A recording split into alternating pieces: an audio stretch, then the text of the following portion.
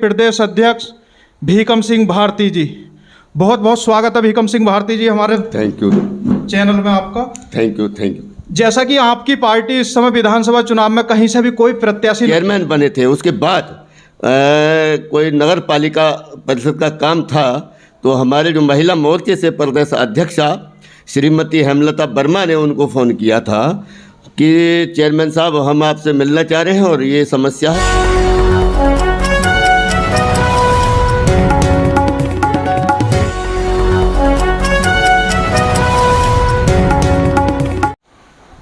नमस्कार, आदाब। आप देख रहे हैं द यूपी पॉइंट न्यूज और मैं हूं आपके साथ मेराजुल हुसैन।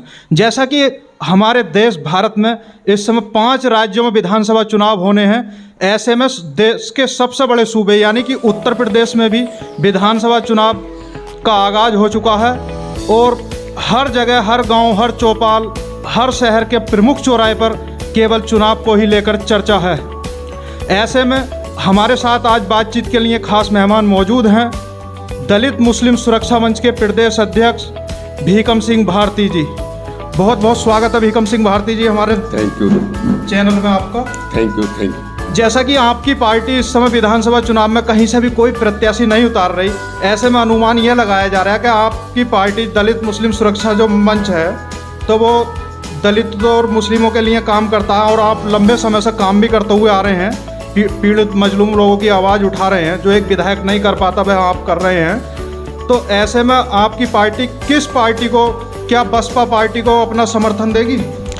देखिए, मैं आपको बताना चाहता हूँ कि अब तक हमने जो लगभग 15 सालों से लगातार हम दलित और मुस्लिम दबे कुचले समाज की आवाज़ को उठाने का काम किया है और ऐसी स्थिति में सरकार किसी की भी रही हो, हम लोगों ने अपने दम और खम पर शासन व प्रशासन से लड़ करके उन्हें न्याय दिलाने का काम किया।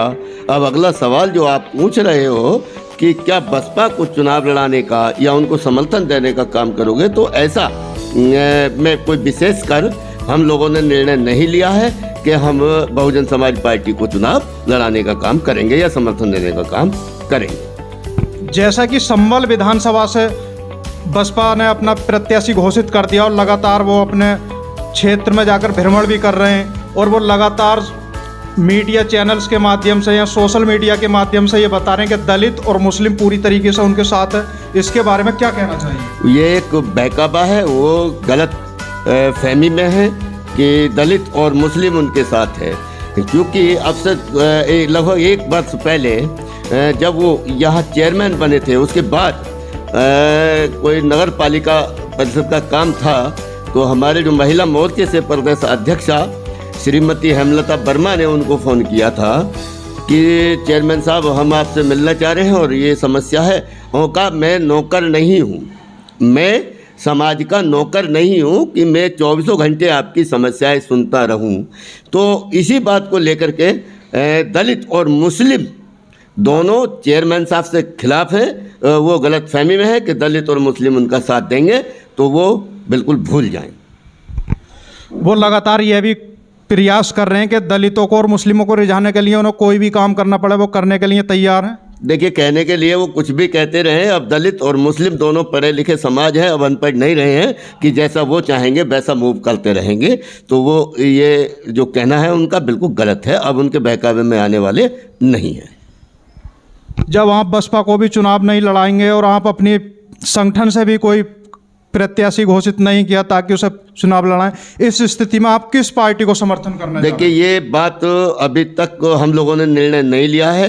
हमारे जो कमेटी है, जो मेंबर हैं और हमारे जो प्रदेश अध्यक्ष, अभी हमारी उन लोगों से मीटिंग होनी रह गई है, वो आगे का विषय है कि हम क्या करेंगे, किसको चुनाव लड़ाएंगे, ये बात आगे की है।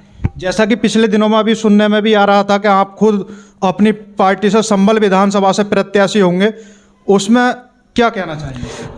मैंने दावेदारी ठोकी और चुनाव लड़ने का पूरा मन था, लेकिन किसी कारणवश मुझे थोड़ा पीछे हटना पड़ गया है और अभी ये तय नहीं है कि मैं पीछे हटूंगा। हो सकता है अभी 1 महीना है लगभग आ जाए ये बात भी, मैं अब 2-4 दिन में इसका खुलासा कर दूंगा। आप अपने संगठन से किस प्रकार की सरकार या किस प्रकार के प्रत्याशी को समर्थन देंगे? आपकी अगर किसी पार्टी से गठबंधन होता या कुछ होता तो उसमें आपकी क्या क्या प्रमुख मांगे रहेंगी? देखिए, हमारी प्रमुख मांगे रहेंगी कि जो दलितों की, जो 85 की बात करेगा वो यूपी पे राज करेगा, जो बहुजन की बात करेगा वो यूपी पे राज करेगा जी। जो 85% की बात करेगा, माइनॉरिटी की बात करेगा, दलित और पिछड़ों की बात करेगा, हम उसको समर्थन देने का काम करेंगे। जैसा कि आपका गांव असमोली विधानसभा में आता है और असमोली विधानसभा से लगातार 2 बार यानी कि 10 वर्षों से समाजवादी पार्टी की विधायिका श्रीमती पिंकी यादव जी हैं, तो आप उनके कामकाज से कितने खुश हैं? उनके कामकाज से कोई खुश नहीं। मेरी तो छोड़िएगा, आप आम जनता से बात करिएगा कि जिस दिन से वो विधायिका बनी, जीत का प्रमाण पत्र लिया और मुरादाबाद अपने आशियाने पर जाकर आराम फरमाने लगी, उन्होंने क्षेत्र में एक भी किसी भी का काम करने का काम नहीं किया, ना ही कोई विकास की बात की, ना ही बिजली की बात की, ना पानी की बात की। उन्होंने तो केवल जीत का प्रमाण पत्र लिया और अपने मुरादाबाद आशियाने पर आराम फरमाने का काम किया है। आप लगातार दलित, मुस्लिम, पिछड़े, दबे कुचले, मजलूम लोगों की मदद करना, उनके लोगों के काम कराना जैसे तमाम काम करते हैं। ऐसे में ही सपा सांसद डॉक्टर शफीकुर रहमान बर्क का एक बयान सामने आया है जिसमें वह आजम खां के लिए कह रहे हैं, बोले आजम खां जैसे ना जाने कितने लोग जेल में हैं। तो क्या सपा सांसद के बयान से ये प्रतीत होता है कि समाजवादी पार्टी को आजम खां की ज़रूरत नहीं रही, उन्होंने दरकिनार कर दिया? उसके बारे में आप क्या कहना चाहेंगे? देखिए, बर्क साहब का जो ये बयान आया है, और ये बात किसी हद तक सही भी है कि कितने बेगुनाह लोग, समाजवादी वाले ही नहीं, उसके अलावा भी बीजेपी जब से भारतीय जनता पार्टी की सरकार प्रदेश और देश में आई है, तब से इन लोगों ने, चलिए मैं समाजवादी के आजम खां को मानता हूं कि वो प्रतिद्वंदी होने के बाद या अपोजिट होने के बाद, विपक्ष होने के बाद, लेकिन उसके अलावा भी भारतीय जनता पार्टी के खिलाफ जिन लोगों ने आवाज़ उठाने का काम किया, तो भारतीय जनता पार्टी ने उनके खिलाफ या तो उनको मरवा दिया गया या फिर उनको जेल भिजवा दिया गया। इस समय जो भीम आर्मी जो पार्टी है चंद्रशेखर आज़ाद उर्फ रावण जी की, वह भी दलितों पर अपना पूरा फोकस करने को है। दूसरा AIMIM मुस्लिमों पर अपना फोकस कर रही है। ऐसे में क्या आप दलित मुस्लिम सुरक्षा मंच के प्रदेश अध्यक्ष भी हैं, तो क्या आपके सुरक्षा मंच में या फिर आपके साथ जुड़ा रहेगा या फिर ये दलित और मुस्लिम दोनों जगह बट जाएगा? ये नहीं बटेगा। देखिए, ओवैसी साहब खाली मुसलमानों को साधने में लगे हैं, रावण जी दलितों को रिझाने में लगे हों। लेकिन मैं अभी आपको इससे पहले भी बता चुका हूँ, मैं 85 की बात कर रहा हूँ, मैं गरीब समाज की बात कर रहा हूँ, मैं शोषित और जिन लोगों का उत्पीड़न हो रहा है मैं उनकी बात कर रहा हूँ। मैं किसी एक जाति विशेष की बात नहीं कर रहा हूँ। मैं किसी जाति विशेष की बात ना करते हुए मैं दलित, मुस्लिम, पिछड़े, मैं 85% की बात कर रहा हूँ। आपने ये अपना दोबारा जवाब दिया कि आप लगातार 85% की बात कर रहे हैं, तो क्या आप 15% लोगों से नाखुश हैं?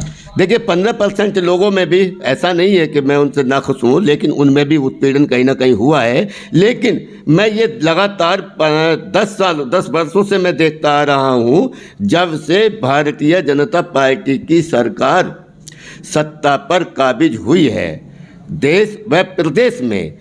मैं आपको याद दिलाना चाहूँगा कि हाथरस की एक दलित बेटी के साथ किसी मुस्लिम ने जो है शोषण नहीं किया।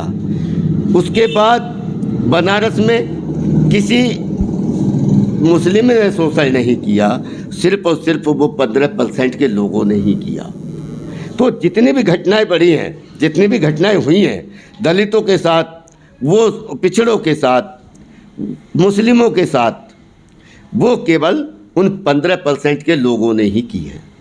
इसलिए मैं तो ये चाहूँगा कि 85% का हूँ और मैं 85% की ही बात करूँगा।